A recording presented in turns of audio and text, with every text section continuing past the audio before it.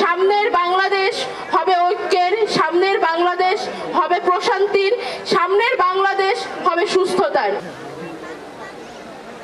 আসসালামু আলাইকুম, সবাইকে ধন্যবাদ জানাচ্ছি আজকে আমাদের এই নতুন বন্দোবস্তের শুভ মুহূর্তের সাক্ষী হতে আসার জন্য। আমি স্বপ্ন দেখেছিলাম যে এই বাংলাদেশে এমন একটি শক্তির উত্থান ঘটবে যারা শুধুমাত্র বাংলাদেশপন্থী হবে, যারা শুধুমাত্র বাংলাদেশকে আগে রেখে চিন্তা করবে, কিন্তু কখনো ভাবিনি যে সত্যি সত্যি এরকম একটি ঘটনা আমি আমার জীবদ্দশায় দেখতে পারবো এবং আমি নিজেও তার অংশ হতে পারবো।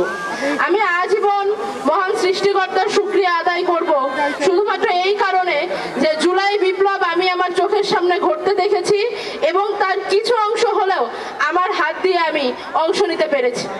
আমি আপনাদের সামনে আজকে দাঁড়িয়ে বেশি কিছু বলতে চাই না, আমি অত্যন্ত আবেগে আপ্লুত হয়ে আছি আজকে এই মহান মুহূর্তে। শুধু এটাই বলতে চাই, সামনের বাংলাদেশ হবে ঐক্যের, সামনের বাংলাদেশ হবে প্রশান্তির, সামনের বাংলাদেশ হবে সুস্থতার।